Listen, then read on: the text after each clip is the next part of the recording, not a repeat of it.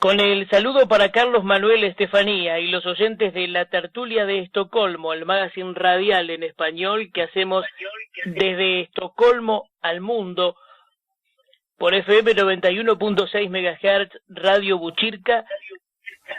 Hoy para Leandro Gasco es grato saludar, entrevistar al escritor, periodista exiliado y locutor Juan Almeida.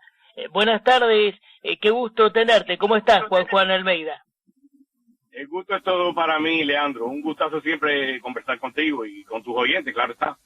Bueno, está realizando Juan al Medio, espacio interactivo, desde tu canal en YouTube, también en Facebook y en el Diario de las Américas. Cuéntanos en el comienzo de esta nueva experiencia, a ver. Bueno, a ver, sí, me lanzo al ruedo de YouTuber, intentando una nueva experiencia, porque creo que es el futuro. Ya sabes tú que los canales tradicionales pues están perdiendo muchísimo espacio, y si quieres llevar tu mensaje un poquito más allá, pues sí, tienes que correr esa suerte y esa aventura. Dicho sea de paso, llevo una semana con América, Juan al Medio, y es fascinante interactuar con las personas, porque hasta ahora he estado acostumbrado a locutar, a estar haciendo mi trabajo de locutor o de periodista o de escritor o bueno, en fin, lo que fuere, pero desde un punto más bien casi dictatorial, porque he visto que uno habla y espera que la gente esté escuchando. Claro, los amigos o muchas personas te dicen, te escuché, me gustó, pero de esta manera es muchísimo más sincero. Las personas te dicen, es más, son tan radicales que a veces te dicen, ay, por favor, cambiemos de tema, que ese tema ya no me interesa. Tienes que cambiar con la velocidad de un cohete, y eso me gusta probar nuevas experiencias. Claro, es una interacción permanente. Claro. Ajá. Bueno, tú eres hijo de uno de los comandantes de la Revolución Cubana, Juan Almeida Bosque.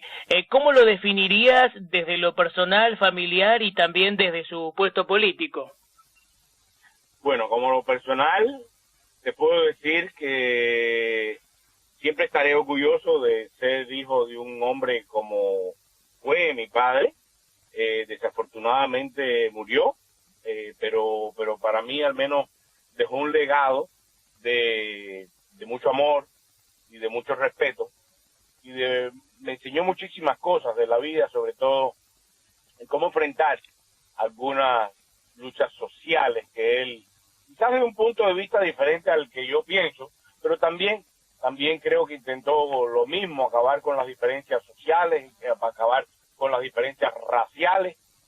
No olvidemos que mi padre fue durante muchísimo tiempo, además de ser el vicepresidente de Cuba, tercer hombre en el poder después de Fidel, Raúl y después mi padre, pues también fue la cara del pobre y el negro que llegaba al poder a través de sus esfuerzos. Y sí, puedo decir que Fidel Castro y la revolución cubana en sí, por hablar de la revolución como cual si fuera una entelequia, una persona que vive y respira, aunque ya sé que no es eso, pero bueno, mirándolo así, pues sí creo que utilizó bastante el origen de mi padre, racial y pobre, pero en un final creo que mi padre llegó a ser un hombre que cambió su origen, pero no perdió sus conexiones con sus amigos de niñez, con su terruño, con su Habana, con ese tipo de cosas. Siguió siendo un hombre muy popular. De hecho, todavía hoy, más que todo en las provincias orientales, sigue siendo un hombre muy popular. La gente lo recuerda con mucho amor. ¿Por qué? Bueno, porque también es cierto que los militares cubanos, mi padre fue militar, fue comandante de la revolución, pero al ser un autor de más de 300 canciones, 500 canciones, perdón, pues era un hombre con matices. Ya sabes tú, los militares, y no estoy diciendo que sean tontos, ni brutos, ni malos, ni buenos, no. Los militares simplemente son hombres que tienen una estructura de pensamiento con una base de ordeno mando, pero los artistas no, los artistas tienen matices. Entonces mi padre era una extraña fusión de artista con militar, y al final, mira, creo que fue un hombre encantador. Ajá. Bueno, cuando uno ve la situación de Cuba, ¿no? Del sistema castrocomunista, se hace mención presos políticos, necesidades en el pueblo, esto del gobierno rico y el pueblo pobre, y también el tema de que se haya matado la fe, la cuestión espiritual. Y esto sucede cuando los que gobiernan se instalan como falsos dioses, ¿no? Por ejemplo, cuando se hace un análisis de la situación de Latinoamérica, en los años 60 y 70, la guerrilla que estaba adoctrinada en Cuba y en la Unión Soviética quiso tomar el poder, y en ese intento se produjeron asesinatos de miles de personas, desde niños, civiles, empresarios, militares. Todo este contexto social, político, histórico, es para preguntarte, ¿qué puedes decirme de Raúl Castro? Alguna vez leí por allí que Fidel Castro visitó tu casa. ¿Cómo tú viviste todo aquello? Bueno, yo nací un 2 de diciembre de 1965. Uh-huh. El 2 de diciembre, para aquellos que no lo conozcan, en Cuba era una fecha, o es todavía una fecha bastante significativa para la historia de la Revolución Cubana, porque fue el día que desembarcó el yate Granma con 82 hombres que, con Fidel a la cabeza, pues terminaron en la Sierra Maestra y terminaron venciendo a la antigua dictadura de Fulgencio Batista y tomando las riendas del nuevo gobierno, que primero fueron muy aceptados y hoy terminaron siendo una dictadura. Pero bueno, a donde iba es que el 2 de diciembre es muy significativo, y por ello, quizás, el día que yo nací, Fidel Castro estaba dando un discurso en la Plaza de la Revolución o Plaza José Martí de La Habana, y era su acostumbrada tribuna, y desde allí anunció mi nacimiento. Entonces, ¿qué quiero decir con ello? Bueno, pues que desde que el día que yo nací, se estaba esperando, quizás, se labró un futuro para mí, que tendría que ver algo con bastante militaresco. Quizás se esperaba que yo fuera un embajador, quizás se esperaba que hoy yo fuera algo más cercano a la Revolución Cubana y a todo lo que ella significó. Pero desgraciadamente o afortunadamente, no lo puedo poner en duda, me crié jugando bajo las mesas que se firmaron las grandes decisiones del Estado, las importantes decisiones que no solo afectaron positiva o negativamente a los cubanos, sino también a parte de Latinoamérica y al resto de este planeta. Ya sabes tú las influencias que ha tenido Cuba en varios lugares del mundo. Por ello, creo que hoy puedo predecir con cierta facilidad el comportamiento que pueda tener Raúl Castro, Fidel ya no porque murió, pero puedo predecir con cierta facilidad de no confundir predecir la manera de actuar de los dirigentes de la Revolución Cubana, porque los conocí, entonces más o menos sé cómo reaccionan ante determinados estímulos que la sociedad o la política le ponga a enfrentar. Entonces, bueno, me crié en ese ambiente, lo conozco perfectamente bien.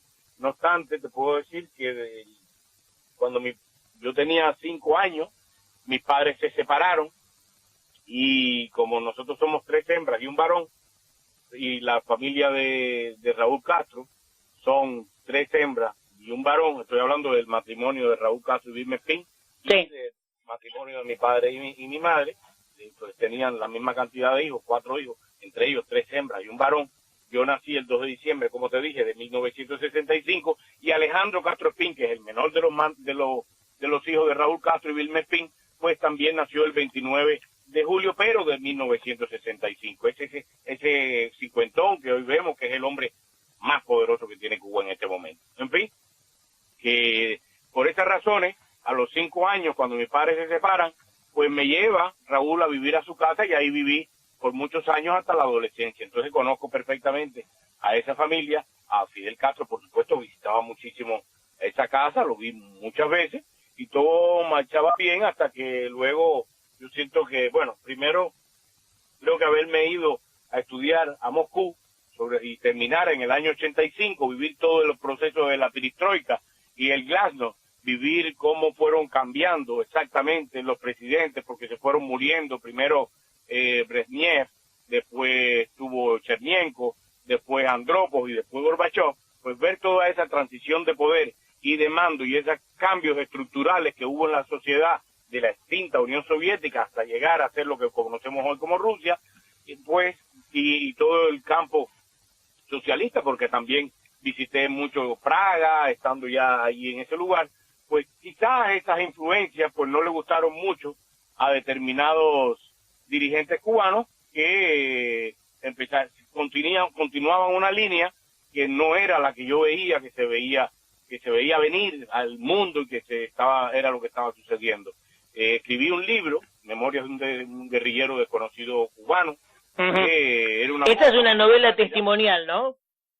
Exactamente, es una mofa, una sátira que estaba haciendo de mi vida, pero a Raúl Castro no le gustó absolutamente nada y bueno, las cosas funcionaron bien hasta que un día todo dejó de funcionar, me tildaron de disidente, me tildaron de opositor y me engancharon o me endilgaron un montón de epítetos, un montón de calificativos que yo no andaba buscando, ni creo todavía hoy que yo soy. Yo no me considero ni un disidente, ni un opositor, ni un revolucionario, ni cosas por el estilo. Yo simplemente soy un cubano con opinión y con la necesidad de defender mi opinión donde quiera que me pare.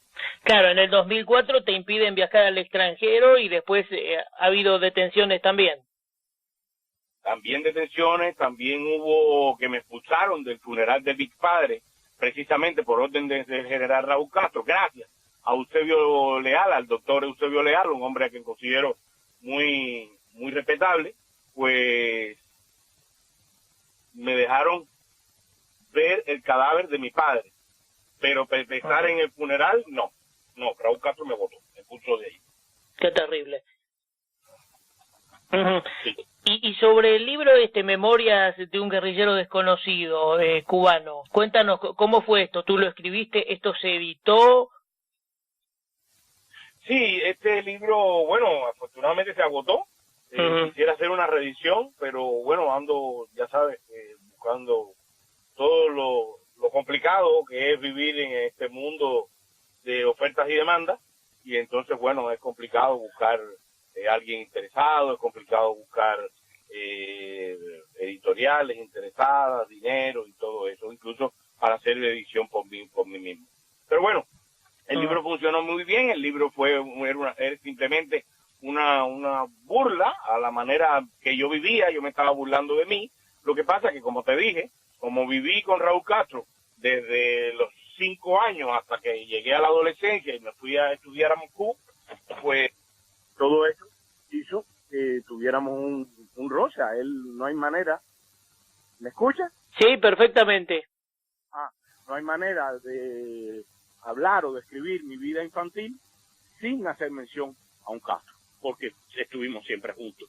Entonces, bueno, creo que fue eso lo que me hizo entender, y quizás también me demostró Raúl, que en Cuba lo más complicado no es vivir, sino contar cómo se vive. Ahora, hemos visto por allí, incluso hay registros en YouTube y en algunos portales de, digamos, gente del poder castrista o vínculos cuando llegan o han llegado al sur de la Florida, y lo mismo con chavistas o maduristas, ¿no? Del caso de Venezuela, y cuando se habla de poder castrista que estaría infiltrado o en algunos negocios en Miami, en el sur de la Florida, o también de venezolanos testaferros o de Chávez o de Maduro de forma similar. ¿Cómo observas esta situación y también cómo analizas el eje Cuba-Venezuela? Bueno, yo quizá en algún momento entendía lo que muchas personas repiten, que Venezuela depende mucho de Cuba en cuanto a mantenerse en el poder. Pero hoy mi percepción ha cambiado bastante, porque yo siento que Cuba no tiene el poder económico hoy, no tiene el poder político, porque también lo ha perdido bastante después de la desaparición física de Fidel Castro, ha perdido el poder político, y no solo desde la desaparición física de Fidel Castro, un poquito antes, cuando Fidel abandonó el poder, o perdón, cuando Raúl Castro le quitó todo el acceso al poder a Fidel Castro, a las riendas del poder por menos, pues creo que Cuba empezó a perder un poco su poder político y su influencia política en esta zona del planeta. Y en África y en otras zonas del planeta. Entonces yo siento que ese eje Cuba, Venezuela, pues más depende de China y de Rusia que de Cuba. Yo no creo que Cuba tenga ni dinero ni esté en ninguna posición hoy de mantener a la República Bolivariana de Venezuela. Uh-huh. Ahora, muchos se preguntan, ¿por qué cuando se reclama en Cuba libertad de prensa, que no haya presos políticos y demás, por qué desde 1959 a hoy, ni desde adentro ni desde el poder global mundial se ha puesto un corte o un límite al sistema autoritario cubano? Porque incluso disculpa, ¿podías repetir? No te escuché, disculpa. Sí, te decía, ¿por qué desde 1959 a hoy, ni desde adentro de la isla, ni desde adentro, hablemos de oposición, si existiere, o desde el poder global, mundial, no se ha puesto un corte o un límite al sistema autoritario cubano con falta de libertades generales de prensa, de presos políticos, y por qué incluso los cambios de los que se hablan no serían tan profundos? Porque bueno, hay continuidad de un eje central, ¿no?, de gobierno del poder castrista. ¿Cuál es tu reflexión? A ver, ahí me estás haciendo varias preguntas en una, para contestarlas una por una. A ver. Yo realmente no veo esa continuidad a partir del próximo 19 de abril, que es el jueves que viene, el jueves o el viernes próximo. Yo realmente no veo mucha que pueda continuar en instancia esa continuidad del mismo Estado o el mismo sistema. Bueno, el sistema sí puede permanecer, pero ya te dije, yo estudié en la Unión Soviética, en la antigua Unión Soviética, vi la transición de la Unión Soviética a Rusia, vi los problemas raciales, vi los problemas de etnia, vi los problemas políticos, vi los problemas, todos aquellos problemas que enfrentó aquella inmensa nación para convertirse en lo que es hoy. Y sí te puedo decir que veo exactamente que en Cuba está viviendo lo mismo. Entonces yo creo que cuando a partir del 19... Sí, a partir del 19. Te digo que a partir del 19 de abril, pues yo siento que las cosas pueden cambiar mucho. No inmediatamente. Primero no sabemos quién va a ser el próximo sucesor. Muchas veces, muchas personas están apostando a que el sucesor sea Miguel Mario Díaz-Canel. Y puede que sí, por supuesto. Es la persona que más visibilidad tiene. Es hoy el primer vicepresidente de Cuba.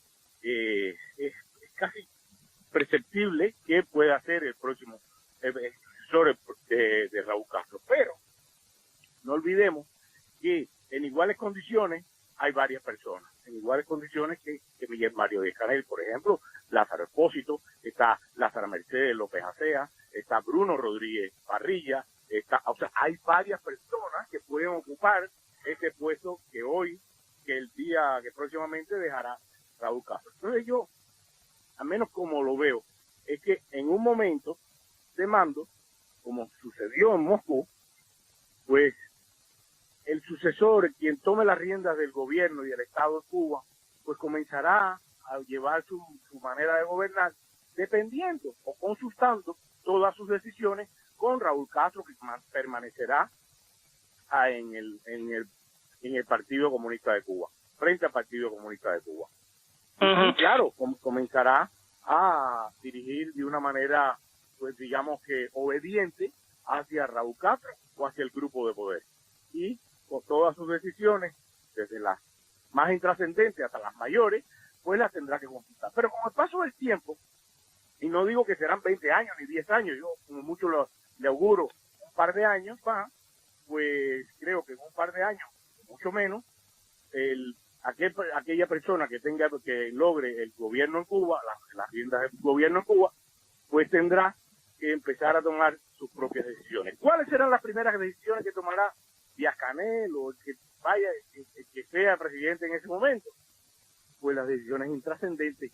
No sé si pasa, pues, si sucediese un desastre natural por Cuba, un ciclón o cualquier cosa de esa, pues tendrá que autorizar determinados materiales de construcción para la provincia que sea afectada. O quizás, no sé, cualquier ejemplo, cualquier situación, cualquier ejemplo pues, te podría citar. Pero eso tendrá que ser una decisión que tomará el presidente del nuevo presidente.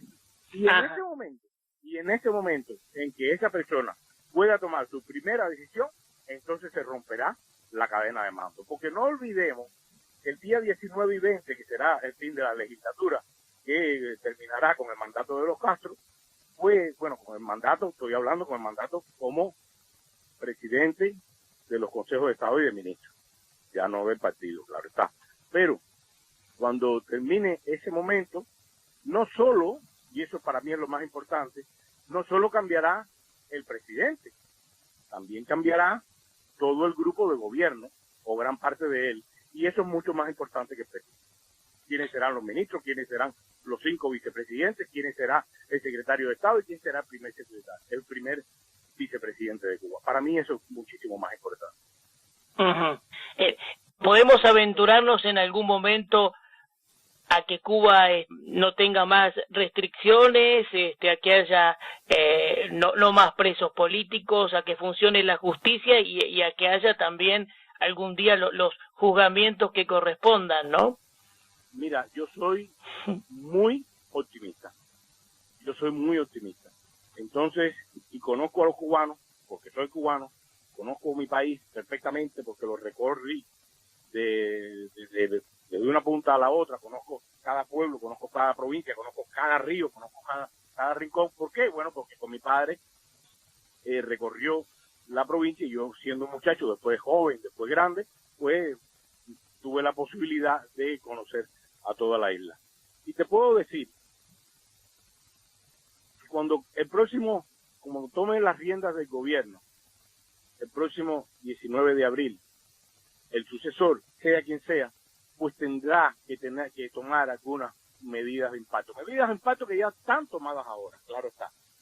Solo él las va a hacer suyas. ¿Para qué? Pues para mostrar una cara más agradable, más popular, ante los ojos de Cuba y del mundo entero. ¿Cuáles serán esas medidas? Pues evidentemente medidas económicas que solucionen un poquito todas las miserias que están viviendo en nuestro país.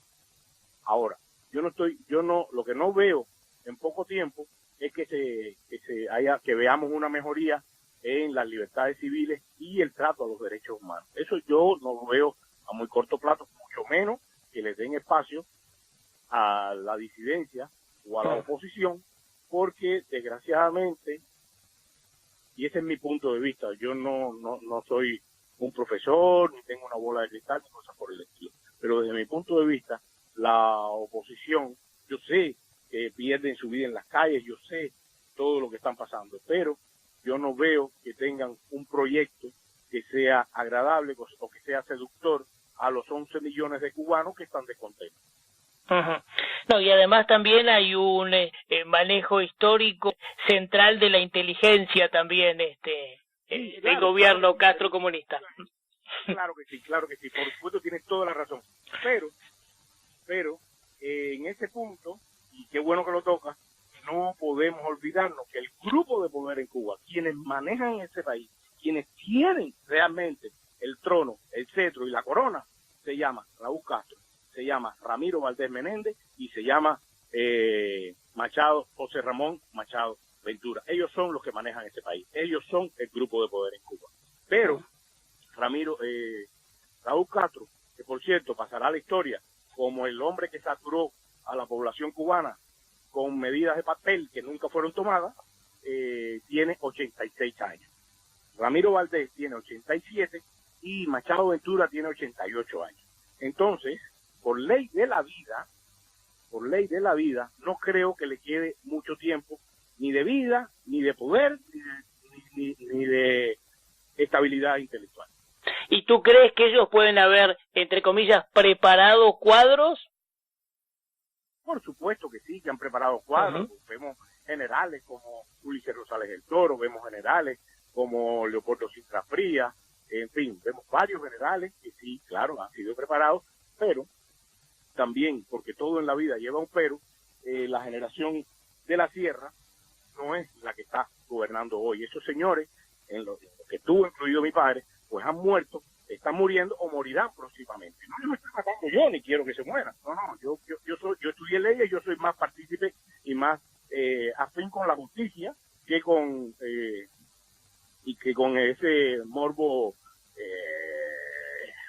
funerario que se practica mucho acá en Miami, queriendo que todos los líderes mueran y tal. No, quizás el mundo sea un espacio mucho mejor o más tranquilo sin estos señores, pero no obstante yo lo apuesto más a la justicia. Ahora, de que van a morir, está claro que van a morir, de que porque nadie es eterno, pero lo que te estaba comentando, estos señores ya no están en el poder, bueno, sí están en el poder, pero no son los que sostienen la estructura de poder. Quienes sostienen a estos grupos de poder son estos generales que me estás hablando, que han sido preparados. Estos generales también pasan los 70 años, pero sus lealtades no fueron hacia la generación de la Sierra Maestra.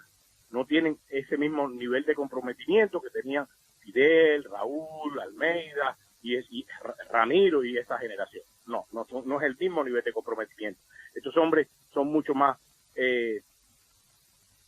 criados o educados en las guerras y crearon sus propias lealtades en las guerras que Cuba mantuvo en Angola, en Nicaragua, en fin, en todos los lugares que conocemos que ha existido una influencia militar cubana.